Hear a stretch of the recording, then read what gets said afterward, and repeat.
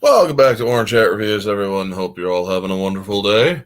So, episode 82, Mystery Reviews, the Valentine's Day Mystery Review. And I got a couple things to say before we get started. First off, fuck you to Twitter, because they posted my live scheduled post 27 minutes ahead of schedule. So yeah, fuck you to Twitter for ruining the surprise for anybody who hasn't guessed yet. And also fuck you to YouTube for forcing me to have to get a Rumble account. So yes, folks, I am now on Rumble. Look up Orange Hat Reviews on Rumble. Yeah, because my account is not getting the amount of views that most accounts around my sub count are getting. I'm doing the best I can to get the content out for you all. I can't do all the fancy editing. I'm sorry, I don't got all the software for that. I do what I do. Excuse me. I do what I do with all I have, and I am grateful for all the support I have received. Do not get me wrong. But I also do feel that YouTube plus Twitter likes to suppress my accounts, so I can't get my content out to you guys as much as I want. The best thing to do if you are following me on Twitter is use your PC to click the notification bell on my account. That way, you will get notifications when I tweet. I also have the Valkorian account where I give my thoughts every day on on EU topics. Jedi of Note are the current topic when it comes to the month of February, because February is Jedi of Note, where if you also want a request from a Jedi or about a Jedi character on that account, it has to be in EU. I do not acknowledge the Filoniverse or the Disneyverse. So yeah, EU or not at all. And continuing on with the romantic angle of mystery reviews, this movie is quite fitting to be put on Thanksgiving Day, because it's actually the most romantic of the films that I am doing this month.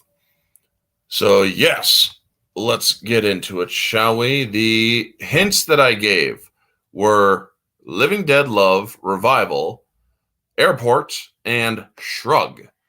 For those of you who haven't guessed, this movie is indeed Warm Bodies. Thank you to Twitter for ruining that again. You are a fucking asshole. The owners of Twitter, who are currently running things. Yes, I just called Elon Musk an asshole.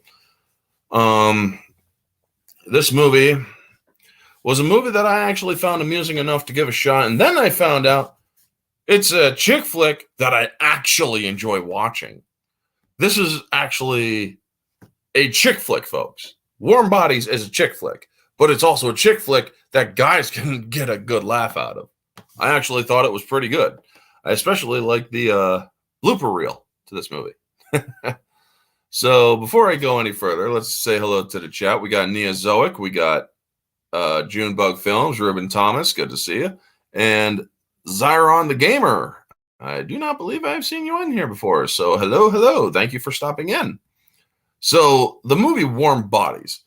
Isn't Warm Bodies a zombie? Yes, it's a zombie movie. And there are two types of undead in this film, which was another hint. But yeah, I actually found it had an interesting story. And it was released in 2013, starring Nick Hoult, who is very known for the movie, or for his role as J.R.R. Tolkien in the movie Tolkien. Teresa Palmer, who is best known for movies like Lights Out and I Am Number 4, where she played number 6. John Malkovich, well, everybody knows who John Malkovich is. Dave Franco from the Now You See Me film franchise. Annalie Tipton, who has played in shows and other stuff.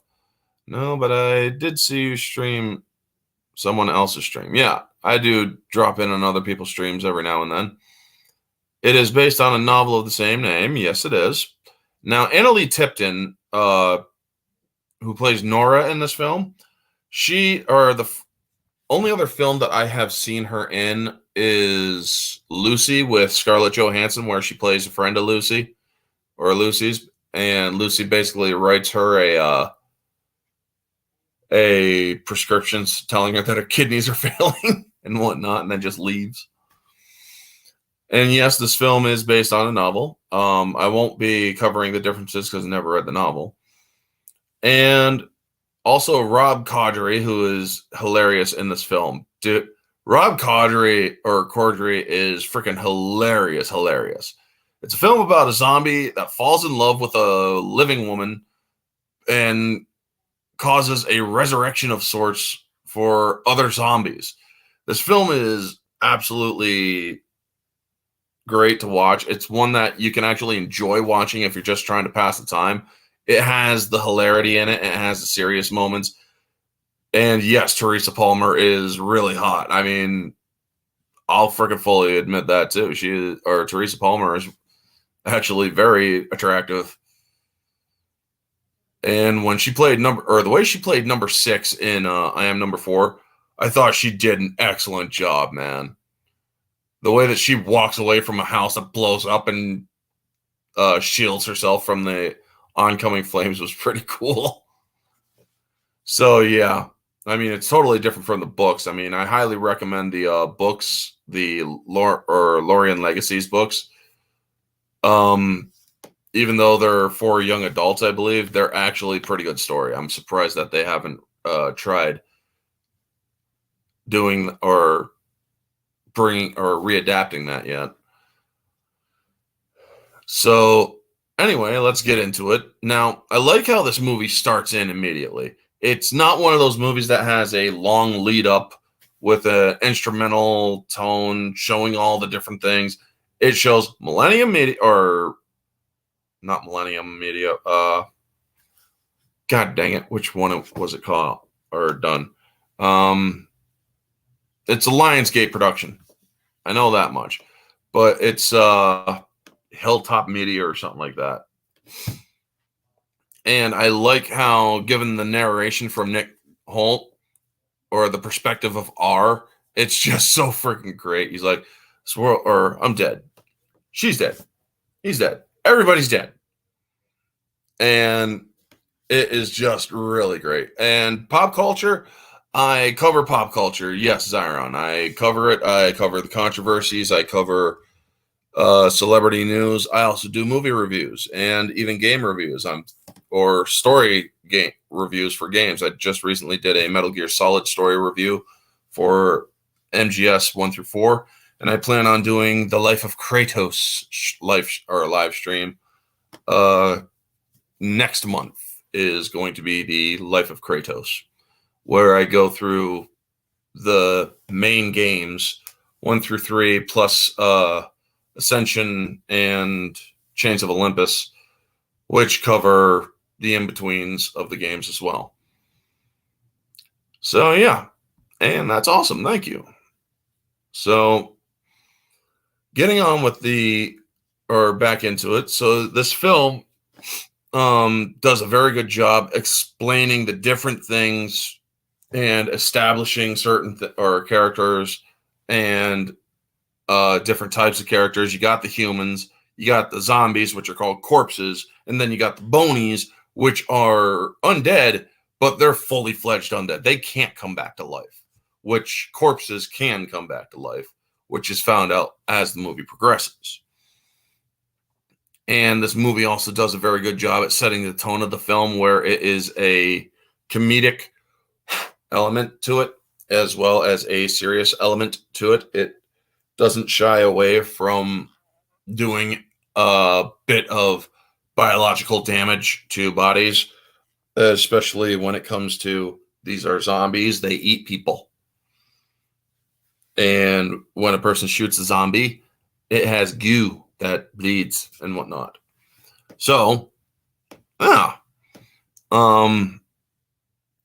zombies, or the people who played all the different zombies, they did a very good job at just being, meh, you know? Now, the sepia reels that cover different people and what they used to be, or how R visualizes how they lived and whatnot, is actually where you get the glimpses of pre-apocalypse life. And the brief showing of newsreels going over the outbreak, and how R thinks it even could have been a outbreak monkey, which is freaking hilarious if you ask me. Fun fact: the movie that Teresa's character shows to Nicholas Zombie is Lucio Fulci's film Zombie, or Italian Zombie 2. What is your opinion on Fulci Zombie? I do not have an opinion on Fulci Zombie. I have never seen it. But getting back into it, this film takes place, first act takes place at an airport. Third act takes place away from the airport. And the third act, or second act, takes place away from the airport. Third act takes place closer to the human settlements. Oh, and I'm so glad this film was made before all the before movies went to shit, because believe it or not, people, or if SJW saw this film, they would use it as a, oh my God, how dare you? But then they would also scream in joy at the end of it, because there's a wall around a city in this film, a massive wall. And it seems that walls work, folks. It seems that walls work. Just saying. But yeah, this film is absolutely great. So there's also a scene in the beginning of this movie where Nick Holt is walking, where R is walking, and it's showing him in front, and you see the decrepit airport and back. But as the camera pans to the side, you see a good wipe where you're seeing the bustle of life that was once in the airport before everything went to shit. This film has great cinematography. I really did enjoy the different ways that they shot the film, how they give you the sepia background, how they give you the memory flashes when R is eating a brain. And I like how they pause the film. It's like where he's about to bite into Franco's character. He's like, nice watch. And it's just so freaking great. You also get the split screen, which shows the perspective of R and the perspective of David Franco's character, Perry. 2013, the year Warm Bodies came out, the beginning of where SJWs take over. Correct me if I'm wrong. No, that was actually 2015 to 2016, where they started to push their insanity and whatnot. Yeah, so, but good question there. Now, they also I like how they also cover the establishment of the bonies, skeletal undead, which most zombies eventually become. And I like how they also show a zombie or corpse peeling off his face to reveal the bony or the bonies kind of face underneath. It's like, and I like how R is like, oh, don't peel at it. Stop that. Don't peel at it. It's just like so freaking hilarious. And R is feeling lost in this film. He wants to be more than he is, but he's dead. So how can he be? He's like, he doesn't want to be like that anymore. And so in a way, he's kind of reminded of himself that he's just dead, but he does feel a little bit more alive than others. And I like how his house is a freaking airplane where he is a hoarder. He collects things. And it is absolutely great. I am good, Zaron the Gamer. Thank you for asking. So it's like he has music, records. He has a little bobblehead of a dog, and he listens to different music. vinyl, better sound, according to him. It's all great freaking movie. Or this movie is just great in how it establishes all sorts of stuff. And none of it is useless information. Much of it comes to play either a little bit further into the film or later in the film. And that is one of the things that I really do like. And when he's talking about the bonies, he says these things will attack anything that has a heartbeat. And I absolutely love that writing because it's very specific writing. Anything that has a heartbeat, which comes to play later in the film. So they do a good job with the writing in that case as well. The CGI that shows the bonies and whatnot, that may not be the best up to par CGI, but for what the purpose of what they were doing, it actually is very well done. So we then get an introduction to M, R's best friend, who is played by Rob Corddry. And he's like, we just basically grunt, and that's as much as we get to a discussion. And they're looking at each other, they're leaning over at each other like this, and they're like,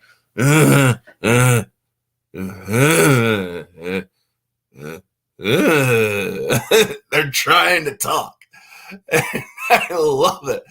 And it's like sometimes we eventually get words out like hungry, city, and they eventually go out to walk to the city to look for food, you know. Speaking of pop culture, Disney wants Tim Allen to reprise his role as Buzz Lightyear. Good luck with that. I don't see that happening though. So then we get the introduction to the surviving humans who are going out to scavenge, and John Malkovich is the leader of the living community. And we learn that in this movie, 8 years has passed since the outbreak started. Now, the cutting between the humans and the zombies is a nice touch where they show the parallel of each party coming into the city. And the CGI for the bonies is hit and miss. Sometimes good, sometimes bad. The daytime stuff is really bad. And I also like how these zombies can sniff out humans. And the humans are in a hospital or lab area making a pharmaceutical run. And the zombies smell them out. And Dave Franco's character is a zealot, basically. He's like, or when Teresa Palmer's character, Julie, says, "You sound like my father." Yeah, good. That's a compliment to me and whatnot. We got to follow our orders. Otherwise, we don't survive, you know? And you find out later why he is like that. But we also get the attack of the zombies. And R gets smacked down really quick by Franco. And you get the battle between the zombies. You see how they can hunt and how they can survive getting shot at and whatnot, where they just go like this and they keep on coming. It's pretty good. And then you get the whole Nick Holt, or R, catches sight of Julie. And it's like, holy shit, she's beautiful. And then he's kind of walking toward her just gradually. He's like, no, her. Boom. He gets shot by David Franco, and he looks at David Franco. You see the split screen like right here. R's side on the left and Dave Franco's side on the right. One of the things I like from the blooper reel is this scene where where he pulls him down, turns him around, pulls him down. Yes, I do like military stuff, Zion the Gamer. And you see Franco, when his face gets smacked and he's getting pulled away, he screams and whatnot. Well, there's this scene in the bloopers where the same thing happens, and you see Nick Holt behind him, and he's like, "Squeal like a pig, boy!" Bleh! It's like fucking hilarious. Like, "Squeal like a pig, boy!" Bleh!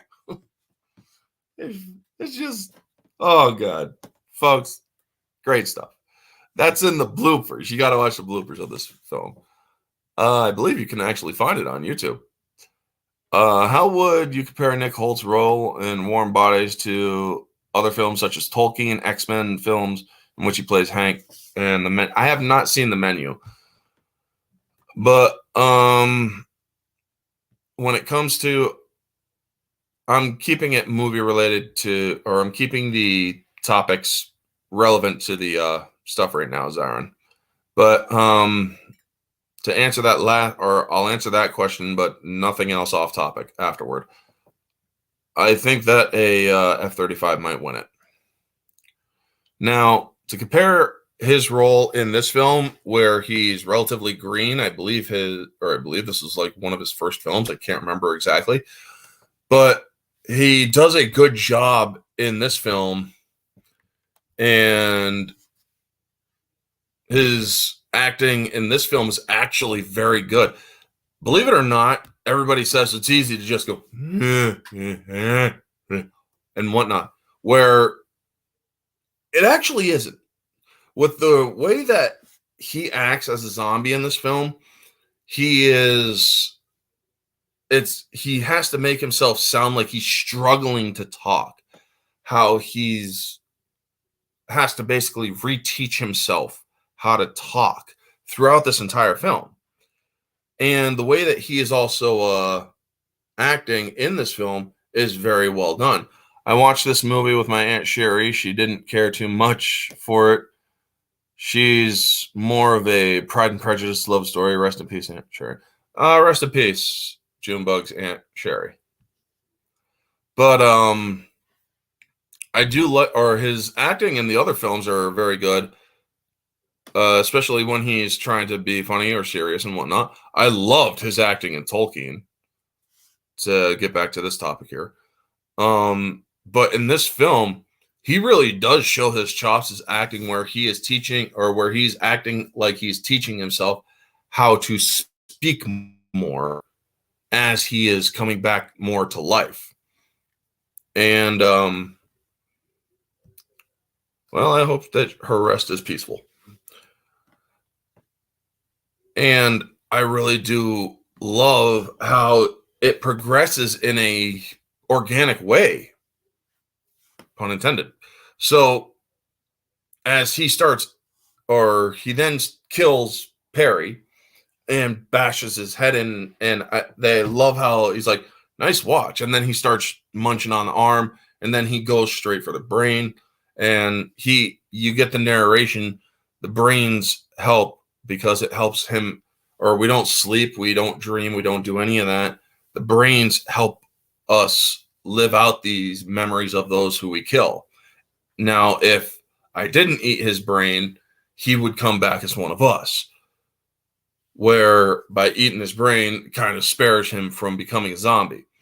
So they kind of, from what it looks like, it's dressed up, it's kind of dressed up bread when he eats a brain, and he sees the memories of this kid, or of Perry and Julie, how they were once an item together, and how they were in love with each other. And it's pre-apocalypse life, and when the apocalypse also breaks out. I'm sure, or yes, he was really good in Tolkien. Definitely last real Middle Earth live action media. Exactly.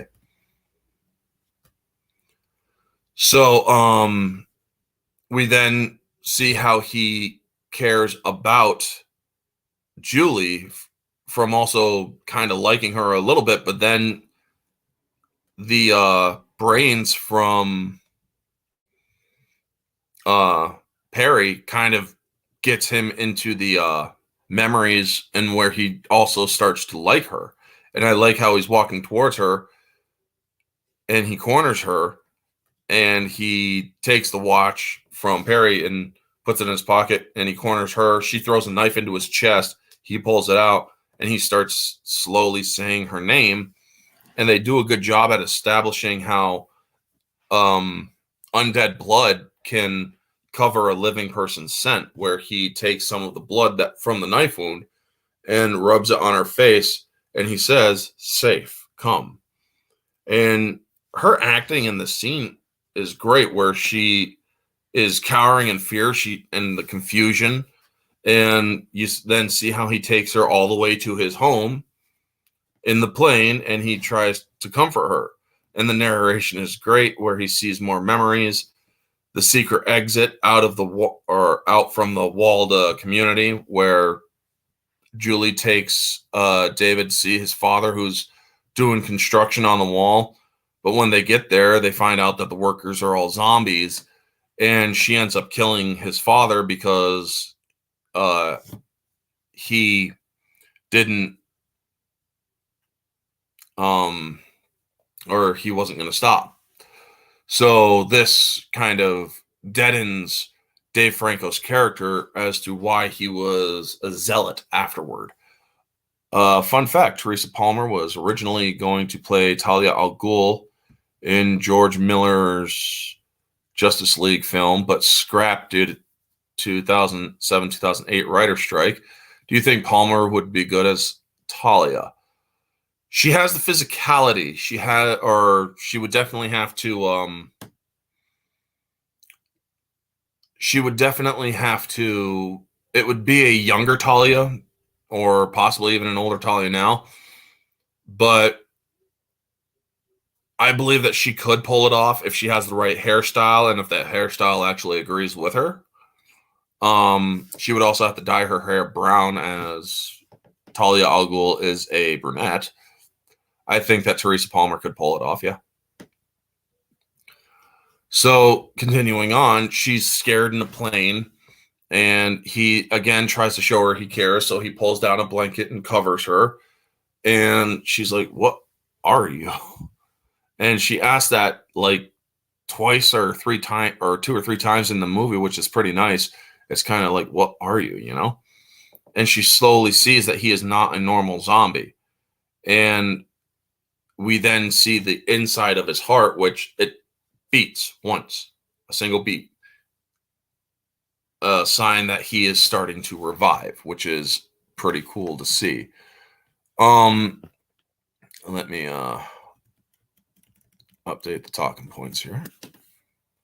So Julie, also going by Jules, asks for food, and R goes out, which this is a clear ploy to try to escape, and it's predictable because she tries running, but she doesn't get far, as the zombies are or suddenly catch her scent, and they're all out and they're hungry and whatnot, and they quickly sniff her out. But R saves her again, and he tells her it's not safe. And I like how she tries to imitate a zombie. He's like, "Be dead," and I put the GIF in on Twitter, and she's like, and he's like, "Too much." He tells her too much, which is pretty hilarious. And he gets her back to the plane, and then he gives her a can of I think it was fruit or some fruit, and she eats a fruit, and then he pulls out a beer for her.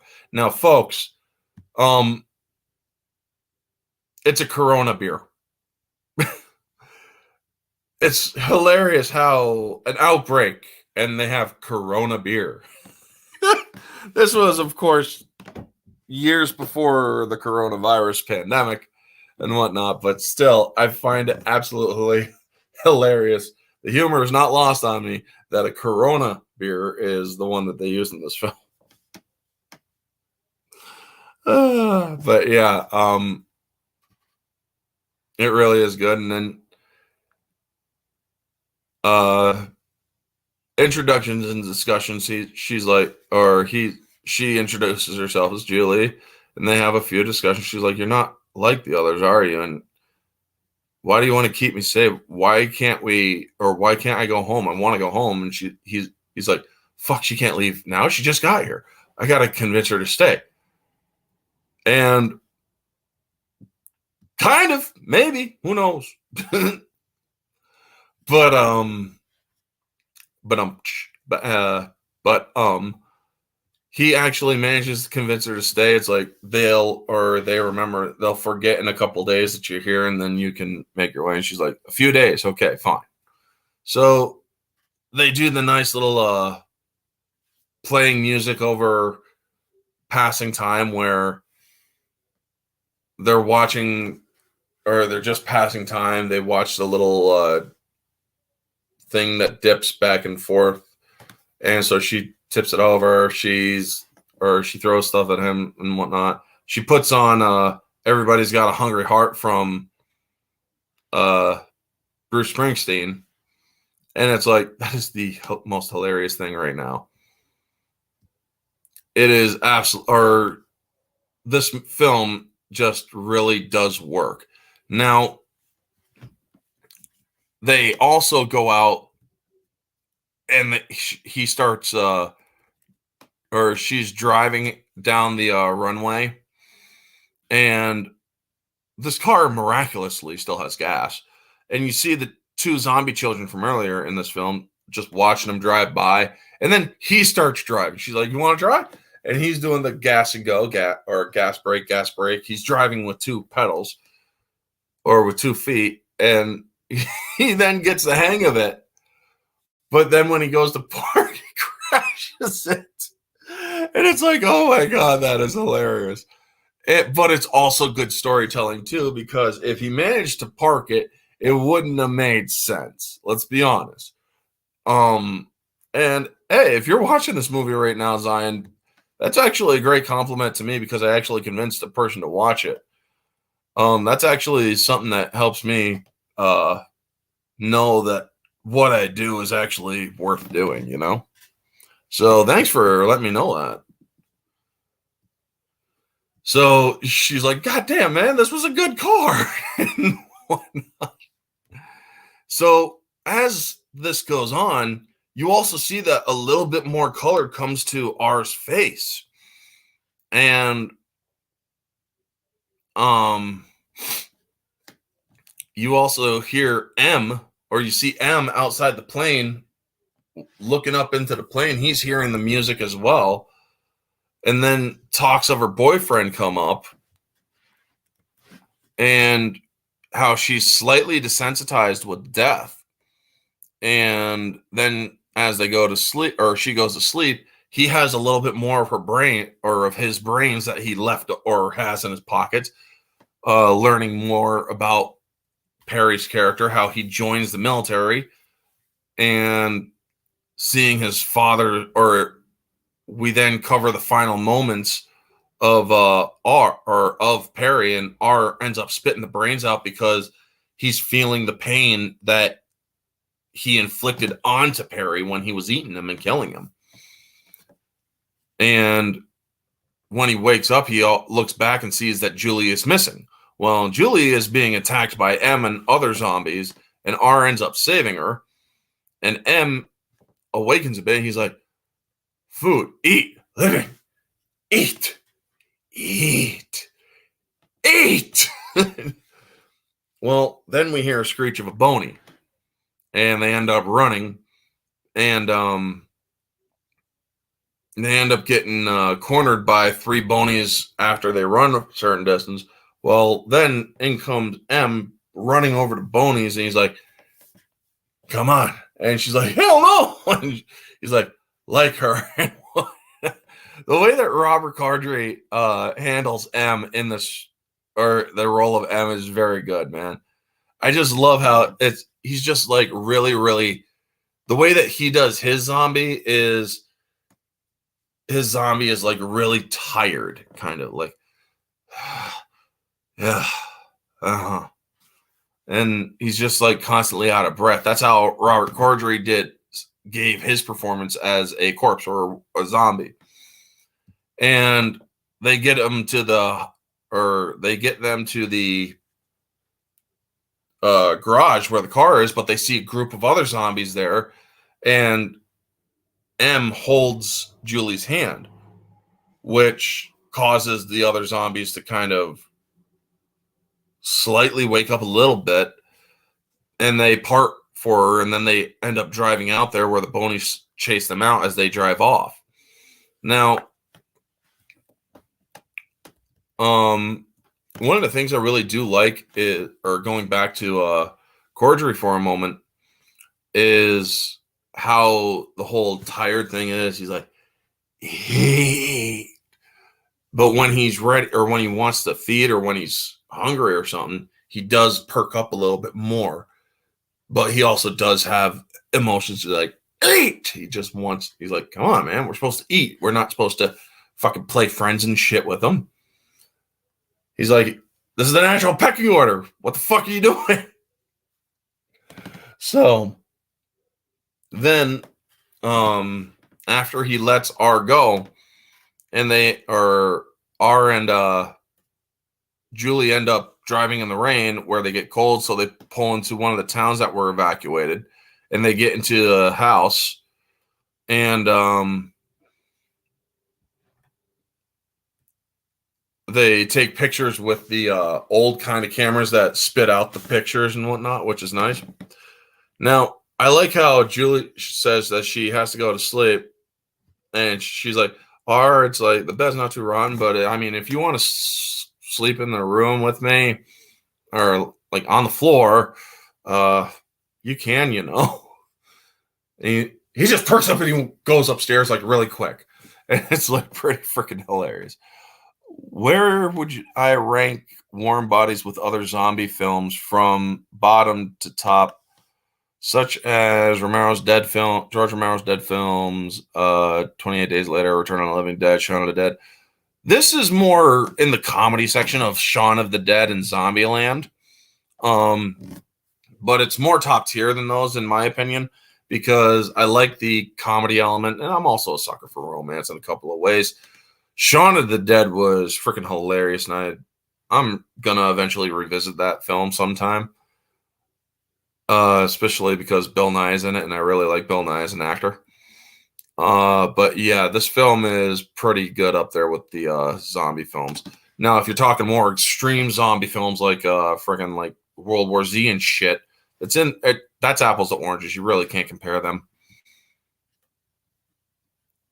So back at the airport, we see that M is starting to wake up, and he starts to see, or he sees a picture of people holding hands, and then he starts remembering his past life, and others start to wake up too, which they're looking in the at the displays, but then they see the reflections of the bonies. Well, as their hearts start beating, remember, the bonies will attack anything with a heartbeat. And the Boney walks up to M and starts, it's like, what the hell is wrong with you? You're a corpse, but I'm smelling a heartbeat. And it's like, I like how the Bonies don't know how to handle it yet. And it just hisses or roar hisses at him. Now, you don't know what happens until later on. But it really does. It's like, okay, so how are they going to handle this? So now you find out that Julie's father sends out a small search party to look for her, and they end up driving by the place where they're hiding, and she actually protects R, gets him out of view, and gets herself out of view as well. And then she's like, these clothes are still wet. It's like, I gotta get out of these clothes. And you see freaking R is laying on the ground. He's looking, he's like, and you hear him in his head. It's like, holy shit. And then she's like, don't look. Holy shit. It's like, holy shit. You know? I really do like it.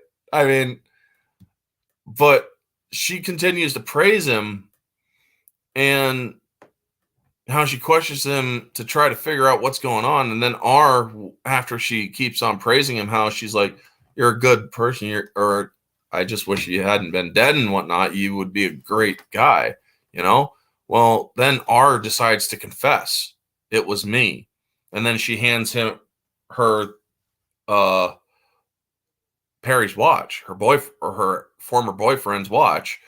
And she's like, I kind of always knew but I was kind of pretending, or she doesn't outright hate him, but he or she does turn away from him to go to sleep. So he does try apologizing.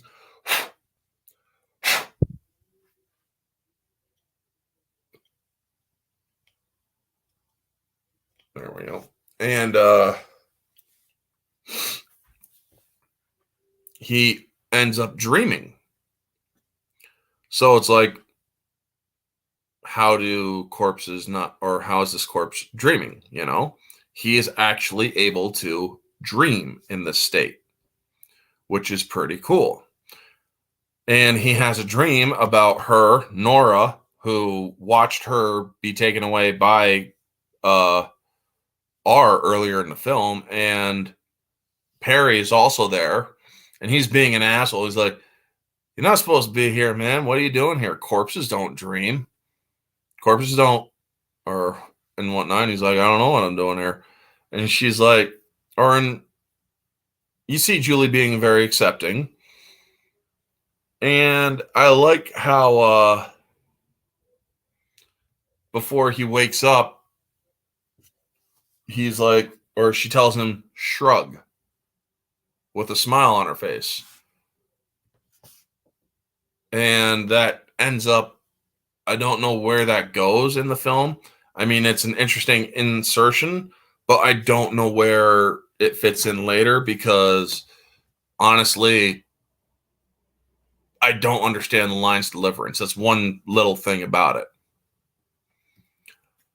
So he then wakes up. She's gone. She drove off and whatnot. I mean, she saw him, either thought he was dead or something, but he does have remorse or he does feel remorse for what he did. Now, he wakes and sees she's gone, and then he falls into a depression. He's kind of just walking aimlessly, and I like the narration where he's like, or where he's beating himself up over it. And as she goes back home, we see that John Malkovich is a hardliner. If she was infected in any way, I am willing to fully bet that her father would have blown her head off, or not allowed her to come in at the least. He's a hardliner. You see how much of a hardliner he is. And I get the impression that he would actually kill his own daughter to protect humanity. So then, as R is starting to feel more, we see M and the others meet up with him. And the Bonies kicked them out. And they're looking for R and Julie. And M is explaining this, and he's like, "Where's the girl?" She's like, and R tells her, or gone and whatnot. And he's like holding his arm or holding his shoulder. And he's like, "Bitches, man." Hilarious. It's like, yeah, just kind of really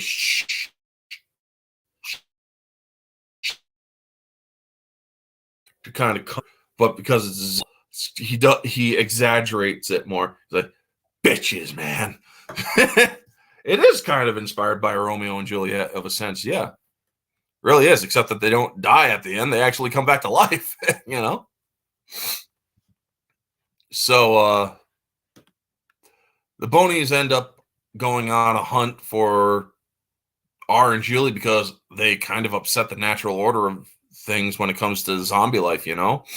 And the zombies shack up outside of the baseball stadium, and R uses Perry or Franco's memories to get into the settlement to find Julie.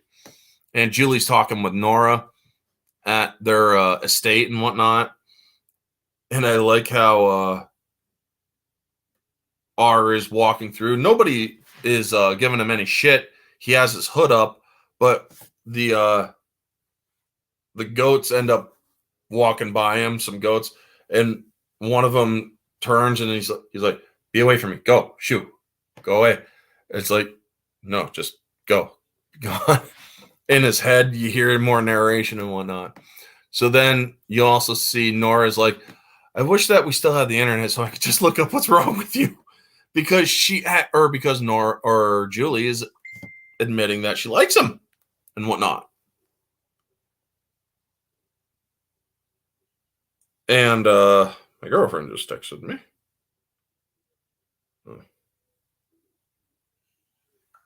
There.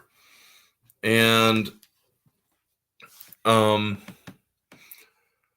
so she's actually admitting that she likes the zombie boy, and so her friend goes to sleep or decides to turn in for the night, and Julie's out there or outside and or on her balcony, and she sees R, and so she tries to explain. It's like, other people here aren't like me. If they find you, they will kill you.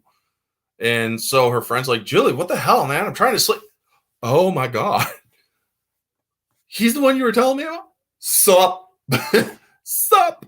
So then they get him inside. And of course, Nora has to give him the rundown. It's like, how'd you die? Don't remember. And she asks, or she's like, so how old were you when you died? And he's like, oh. He prefers to be called R because he doesn't he couldn't remember his name, only that it begins with R and whatnot. And she's like, stop asking him a million questions. We gotta figure out what we're gonna do. We can't take it to your father, or I gotta take him to my father to explain to him the situation has changed.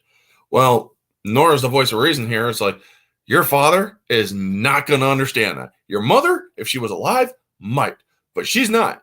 Your dad's going to shoot him in the head if he sees him. And he then explains that they can't waste too much time because the Bonies are on the move. The Bonies are coming because they started something, the awakening of corpses and whatnot. Where the dead shall rise. Sorry. Had to. So we then see the two girls is like, well, maybe a little foundation and maybe some makeup and whatnot. This could work. And and he's looking at her like, no. And then he's like, no. And they start laughing and they're like, oh yeah. So they do the makeup scene where first they get him showered and then they get him made up to look more living. And they actually succeed in getting him up to John Malkovich's character, her father. And yeah. So we also see that the Bonies are on the move. And I like how Nick Hoult plays this because he's like, he gets up to one of the guards and the guard's like, who are you again? And he's like, oh my God, say something. You got to do something. And goes, how are you? How are you? And so they push him behind or forward so to keep him going. And I really do like how he's still struggling to talk, even though he's more alive than he was earlier in the film. He's still struggling to get words out. And it really is good how it's progressive throughout the film where he is learning how to get it out more. Well, John Malkovich doesn't believe Julie and R because he eventually gets up to him. And Nora has to threaten Julie's father. It's like, he's like, you're not going to shoot me. Yeah, kind of will. So they have to run away because now Julie's proven herself to be a traitor, essentially. And we get the final battle. Well, the Bonies are trying to get into the stadium. And you also see the corpses or the zombies who are still alive, or who are revived zombies, are starting to fight the Bonies. Well, Malkovich sends a unit after Julie and R, but he's also hearing over the radio that that we got zombies fighting Bonies and they're helping out the humans, and he's slowly you could actually, one of the things about John Malkovich is you can literally kind of see the gears turning in his head as it goes on, and or as his character thinks. It's like you can seriously interpret how he is thinking because he does it in such a visual way. And that's one of the things I really like about John Malkovich, is because he's a very visual and emotive actor, and he does it just so freaking well. He plays crazy, freaking perfect. He plays right on the edge of crazy, freaking perfect. He does it all very well. The dude is such a method actor, and I really do love it. And we get more fights where Bonies are killing one guy and they're about to kill another, or the last survivor of the unit, and a zombie kills that Boney and then helps the guy up. And then you see the other unit seeing M and the other zombies fighting the Bonies, and the guys are like, well, which ones do we shoot? And you see M throw a Boney over to him. It's like, this asshole. And they plug the Boney. And as they're going by, he's like, hi. He's like, hi. And as they're all walking by him, he's like, hi, hi, hi, hi, hi. It's just fucking hilarious. So we get to the bit at the end where they're trying to run from the Bonies. Jules and R get cornered because they're at the top of the building, which is not too high up, but there is this kind of a pool or a fountain area that's below them, and it's still full of water. And so they think that they're dead. Well, what reason, or what is the reason that Warm Bodies is not well known? I heard the reason that people thought Warm Bodies is just some Twilight-esque movie. That's probably what they did think. However, most guys don't watch it because it's a chick flick, so to speak. It's actually classified as a chick flick, which I honestly think it is a chick flick, but it's a chick flick that guys can enjoy. So that's probably why it doesn't really click with a lot of people. I like Warm Bodies, and I'll prove it among my during the scoring process. But thank you for asking that question, Neozoic. So he grabs Julie, and then he turns and then falls off where he is ground first, or where he's pointed ground first as they're falling, so that she won't get hurt.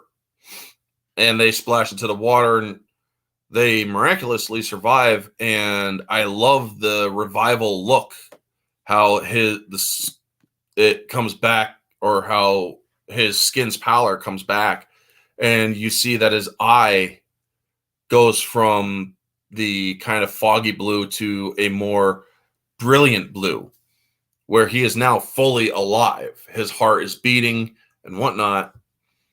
And they have that nice little kiss moment.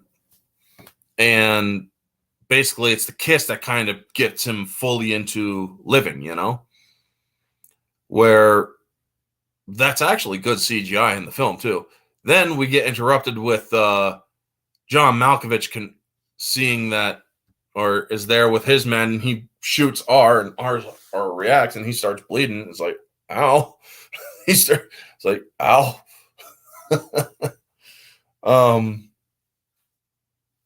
And then her father, or she gets in front of R to protect him, and even though her father is like, move away, Julie, right now.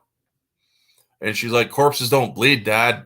Things are changing, and I know you're upset about Ma, but things are changing, and corpses don't bleed. He's alive. And the other people in the squadron or in the unit are looking at this, and they're actually more accepting at the moment than her father. And her father then goes over the radio. This is Colonel Grigio. The situation has changed. Reporting that the fighting, or do not, basically he's saying the situation has changed, is already an order in place that you do not fight the corpses. You fight the bonies only. Because he was starting to slowly believe that it might be possible, which is a very nice little touch in there. Now, we then see them driving back, and he's like, "You still bleeding?" "Yes." "Does it hurt?" "Yes." "Good." "Sorry." We then hear the narration of R, where the bonies started dying off because they were more dead, but more zombies were starting to come back and people were accepting them. And you see one zombie getting smacked with a bunch of baseballs, and he has a glove and he's trying to catch it. In the last shot, he actually catches it.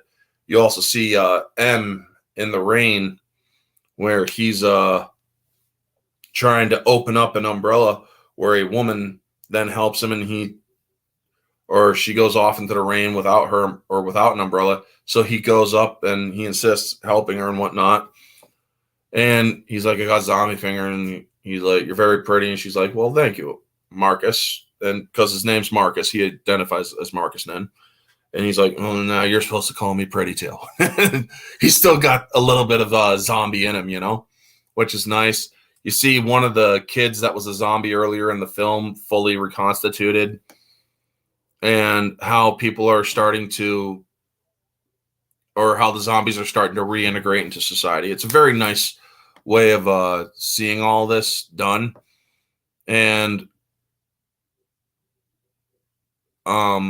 we then see Julie and R sitting on a bridge talking, and she's like, "You can pick any name you want now." Or he's like, "I like R." And she's like, "You don't want to go back to your old life?" "No, I kind of like this new one." And it's a really nice moment there. It's like, I really do like this new life. Why would I go back to what I was when I can stay with what I have now? Which is an interesting way of thinking about it. And then you see the huge wall that's around the city. You see charges explode all around it, and you see the wall collapse. Which, like I said, I'm glad no SJWs were watching this film, because they'd be like, "Yeah, burn down the wall, get rid of that wall." Because, oh my God, just imagine, folks, it'd be just so stupid. So then the roll credits, and there's no other scenes during credits. This is a movie, however, I feel that they could have put the bloopers in with the credits, and it would have worked brilliantly. I just feel that would have been great. So while this movie is silly in some spots, or the writing is absolutely great, it's actually a great story and works in comedy and other elements too.